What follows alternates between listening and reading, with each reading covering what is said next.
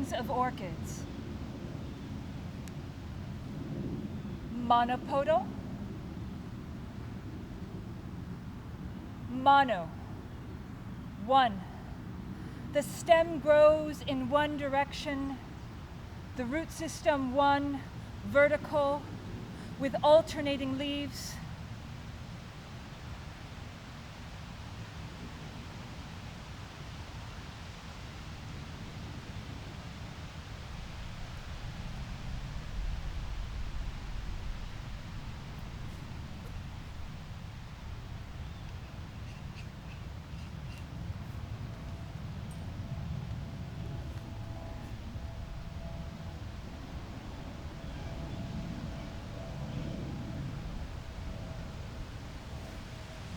Two, sympodal orchids. Sim.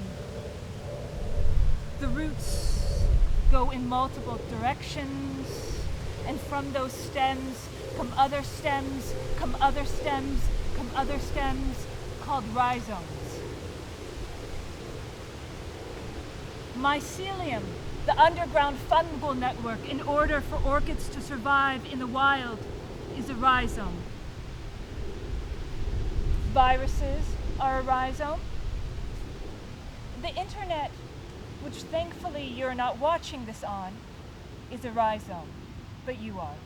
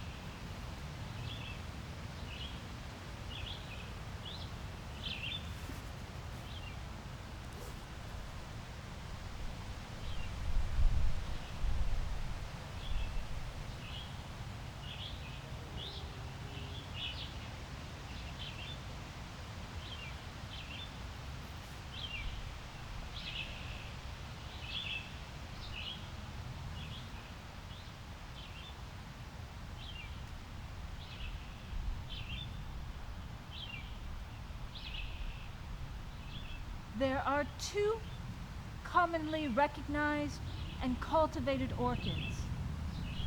Vanilla, which some of you drank earlier. And yes, vanilla is an orchid, though usually it's synthetically made from beaver anal glands. But yours were not made from that, so don't worry.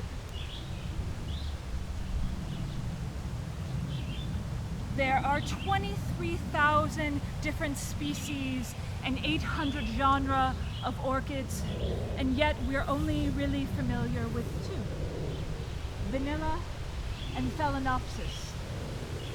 Phala means moth in Greek, moth orchid.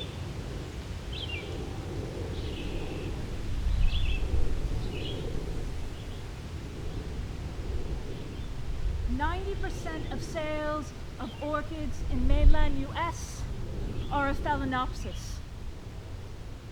They were made to be cloned, so they're sold easily.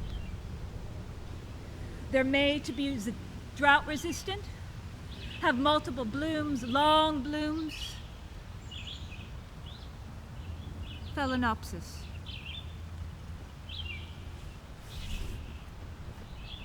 If you have an orchid and you're not quite sure what it is, it's probably a Phalaenopsis. It's what you get at Trader Joe's or Whole Foods or, God forbid, Costco.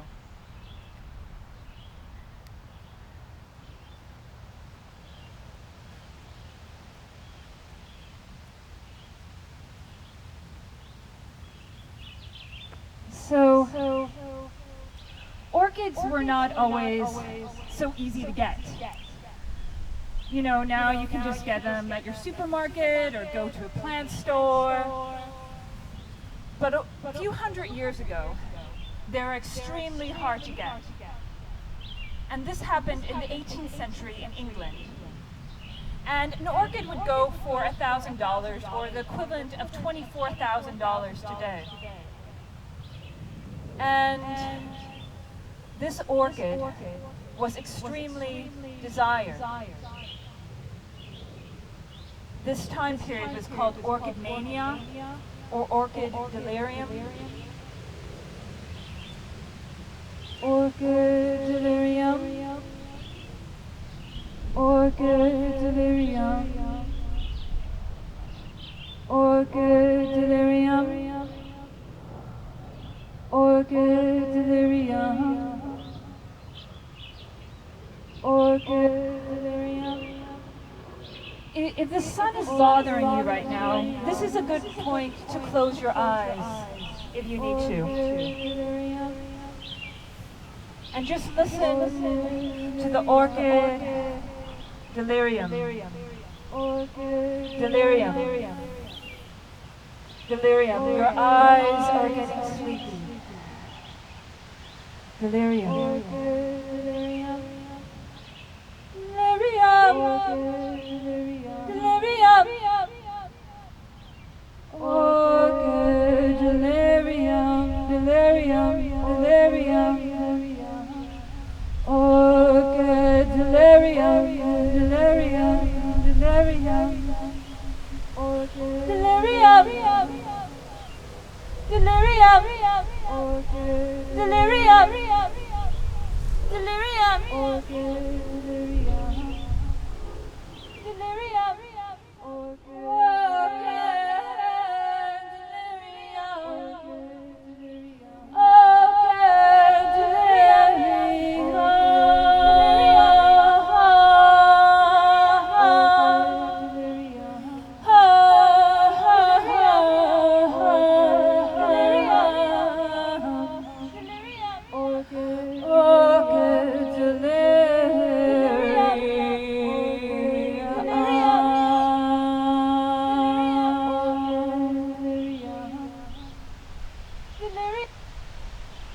There is no more orchid delirium.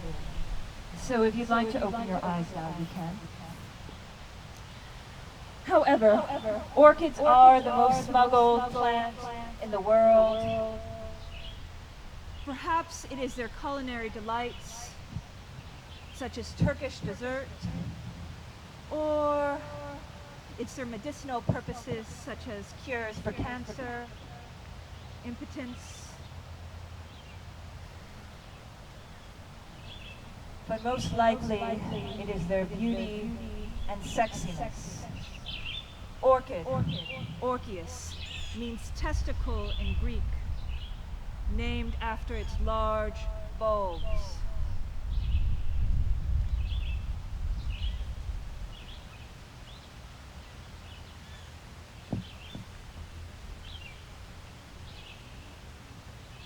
If you hear orchids,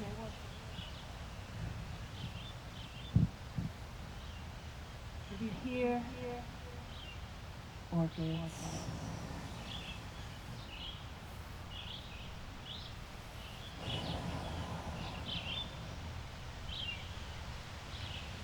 they're named after because of their sexiness, such as wild orchid, white orchid, or in the paintings of Georgia O'Keeffe.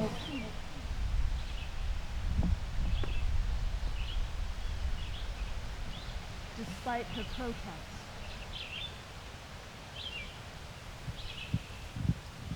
There are two ways that orchids are grown. One is in the ground, in the earth. The other one is as an epiphyte. It grows off of things, such as trees or rocks. And this is not a parasitic relationship, and it's not mutualism either, though orchids do have mutual relationships with birds, insects, and humans, well, sometimes humans.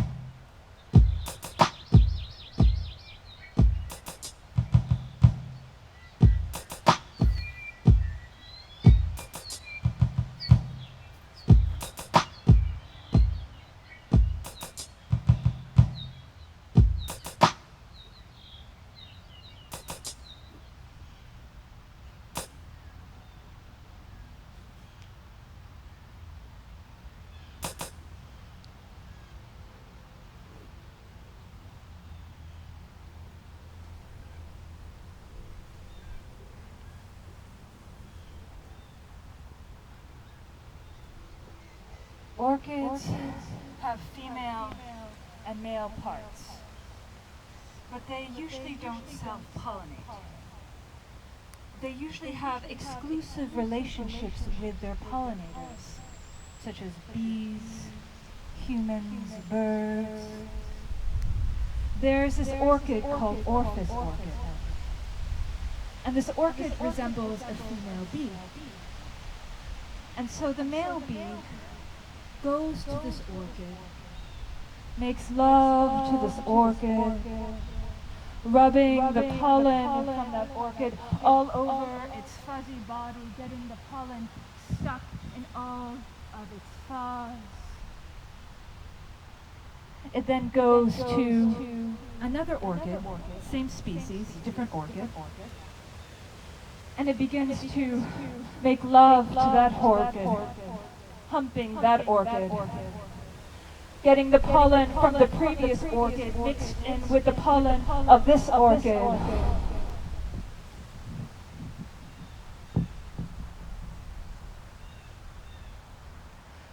But the orchid is not tricking the bee. Rather, the orchid is becoming the bee, and the bee is becoming the orchid in an empathy, a mutualism.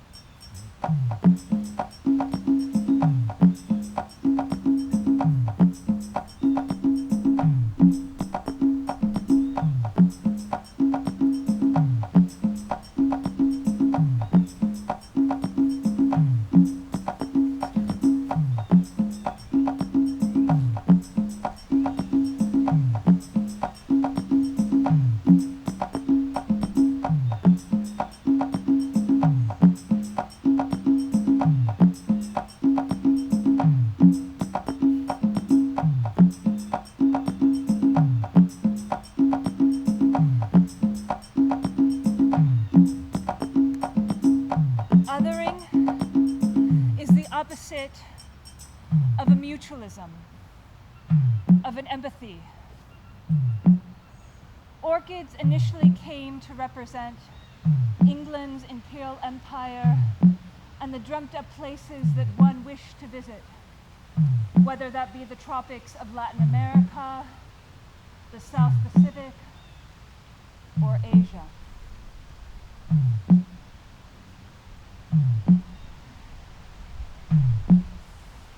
Collectors and publications and hunters would often make up stories about the places where they found the orchids in order for them to seem more exotic. Made up tales of cannibalism, of warring tribes, of arranged marriages, and of course, exotic, dark-haired women.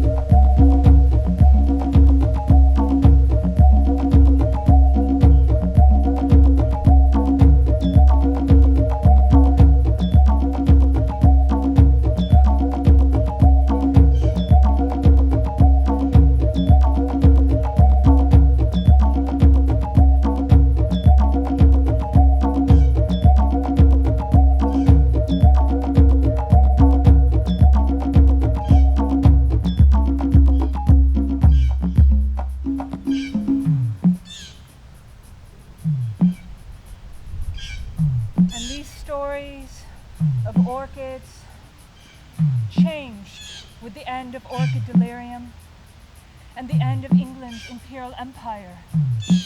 The orchids became aggressors, strangling their collectors, murdering them, poisoning them. And these tales later became associated with femme fatales as women gained the right to vote.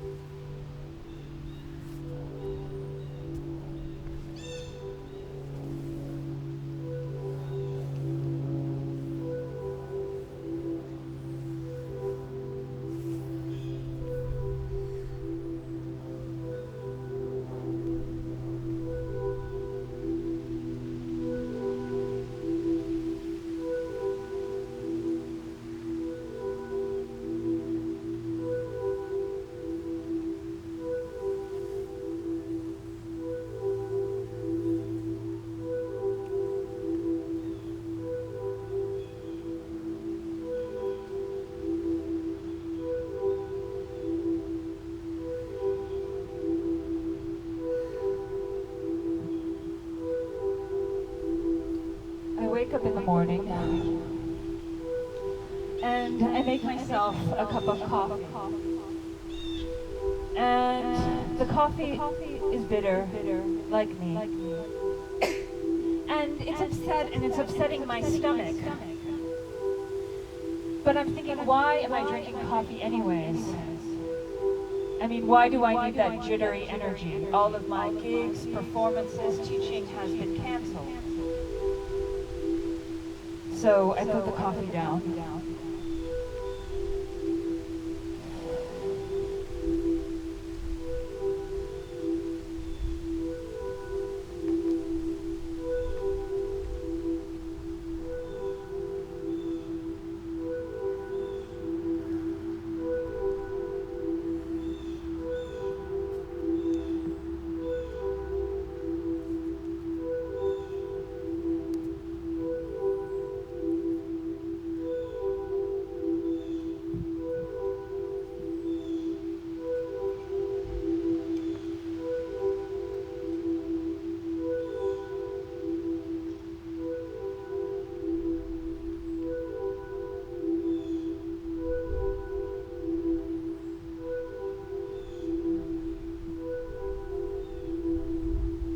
I go to water my orchids, and they, like me, are dormant.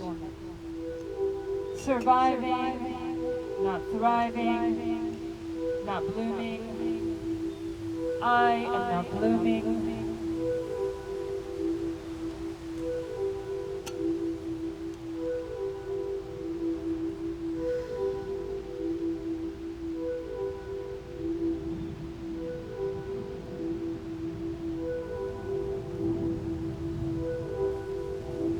I pick up the book, Braiding Sweetgrass. And in the book, Robin Wall Kimmerer, she speaks about how we try to get as many yields as possible from a crop. But by doing so, depletes it of its nutrients, that the ground needs to rest. Sometimes we need to let the land lay barren.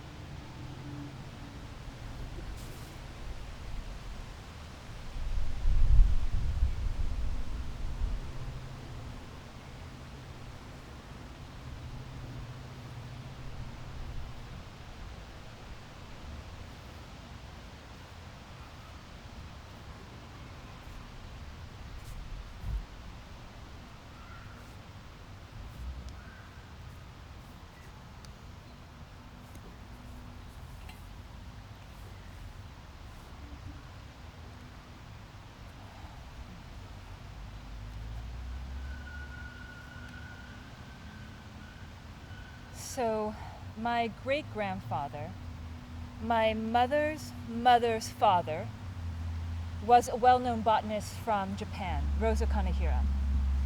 And part of his research was on Orchid Island, which is off the southeast coast of Taiwan. And he went to Orchid Island and he researched various orchids, such as the Phalaenopsis. And there are certain orchids named after him. He discovered certain orchids.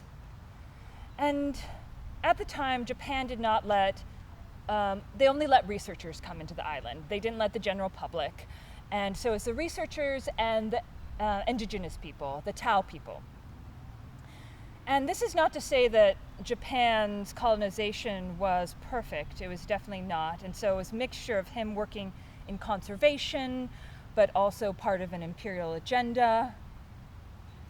And when Japan lost World War II, Orchid Island became part of China. And China opened up for the general public.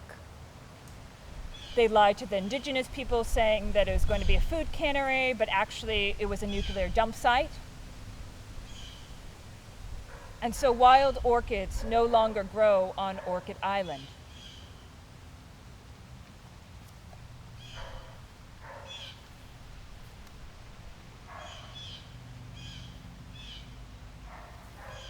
About 50% of orchids in the wild are endangered. Yes, there are orchids in every continent except for Antarctica, and they're endangered for a variety of reasons, from overlogging to climate change, and they often need mycelium, the underground fungal network, in order to come out of their dormancy. And that bee that I was talking about earlier, and that orchid, if the female bee comes too early because of climate change, the male bee will mate with the female bee, never having that mutualism with the orchid.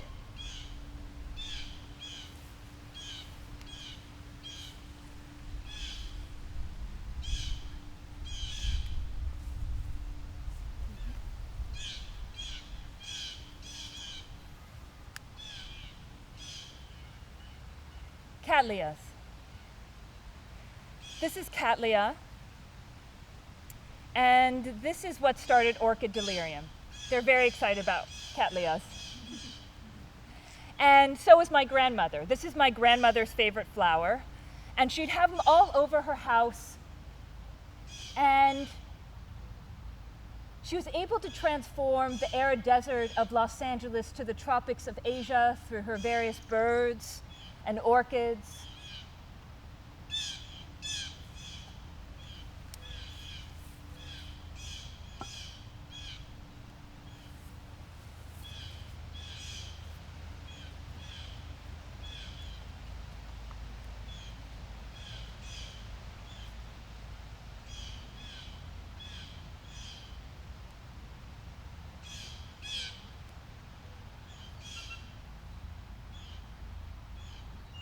Growing up, I always associated orchids with Asian female beauty, whether that's because of my grandma or the fact that the Phalaenopsis come from the Philippines, or pictures of Anna May Wong, who had orchids in her hair. Yves Saint Laurent's Orchid de Chine, opium, perfume, opium. The Opium Wars. So the Opium Wars happened at the same time as orchid delirium and helped to fund orchid delirium. England was in debt to China because of their importation of ceramics and teas, and in order to repay that, they started to import opium that they had made in India into China. And seeing what it did to its people, they refused that opium, thus starting the Opium Wars.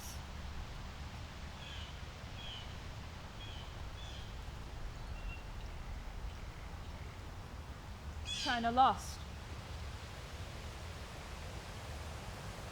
And soon followed yellow peril.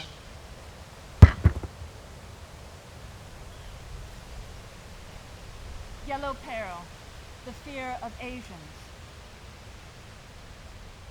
The image of Asians that they themselves had created continued from the building of the railroad by Chinese Americans and the Chinese Exclusion Act of 1882.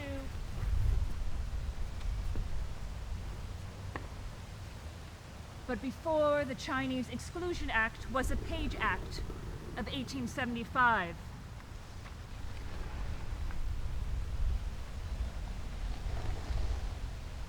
And the Page Act outlawed Asian women for coming into the United States with the misassumption that they were prostitutes.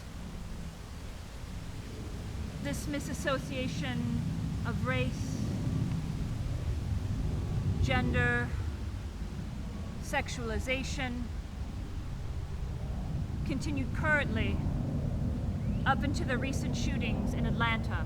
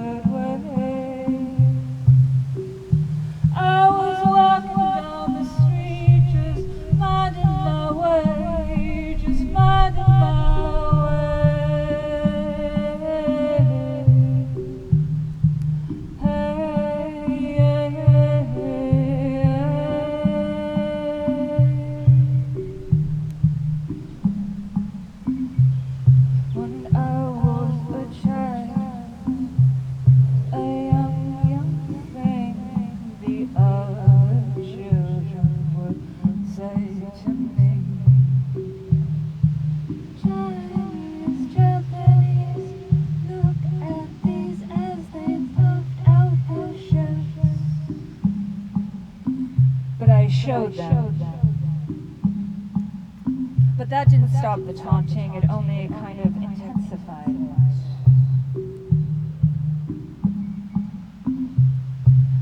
I was just walking down the street, just doing my thing, just trying to get just where I would need,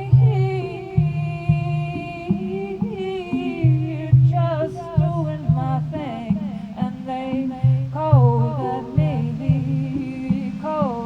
me, so I didn't want to be seen, and I covered myself up because I didn't want to be seen like that. I wanted to be seen like the actresses I saw on TV. I wanted to be seen in that way. And so I go in front of the mirror and I act out all these different roles that I pretend to play.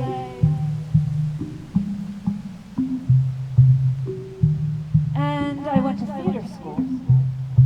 And in theater, your senior year in high school, that's when you get all the big leads.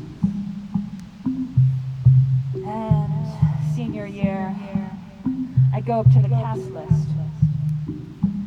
And under Gypsy, it has me as a Chinese waitress. So during rehearsal, I just kind of do it normally. But then in the performance, Mama Rose, she drops her fork, and I pick up her fork, and I roll my eyes, and I slam that fork down. And the audience just laughs. And that's the way I want to be seen. I slam the fork down. I slam the fork down. I slam the fork down. I slam the fork down. I slammed the fork down. I slammed the fork down. I slammed the fork down. I slammed the fork down. I slammed the fork down.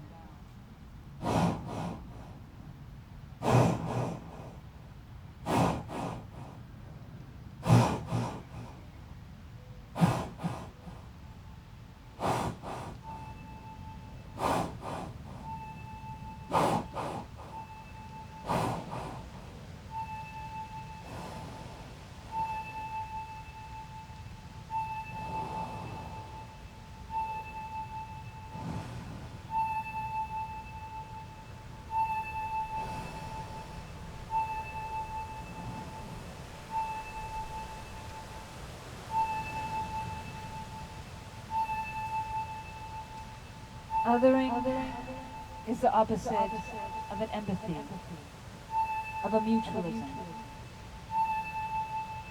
Sexualization is not the same thing as sexuality. In sexualization, you make them into an other, an object. Sexuality is much more internal, or if you're lucky, a mutualism.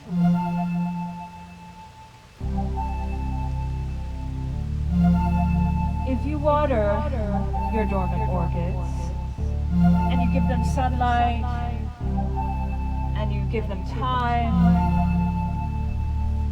they will bloom again.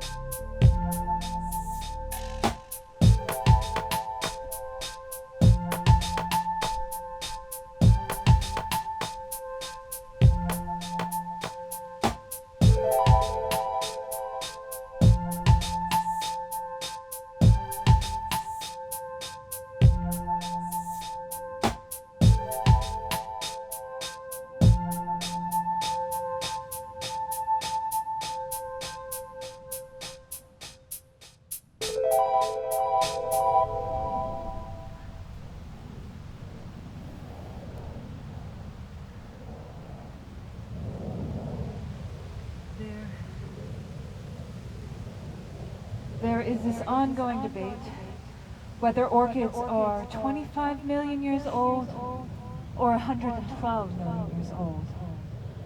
And I feel like when you get to that time, I can barely decipher the days well enough a discrepancy of 50 million years.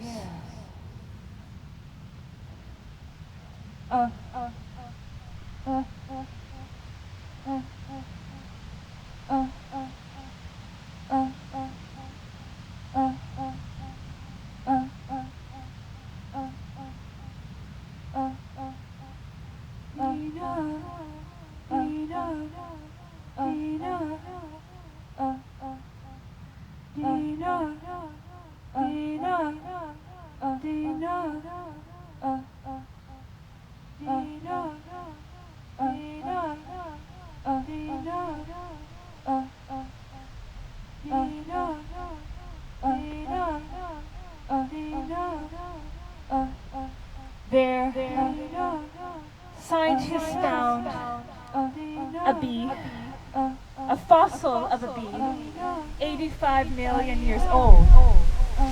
And that bee had orchid pollinea in it, dating orchids back to dinosaurs and ferns.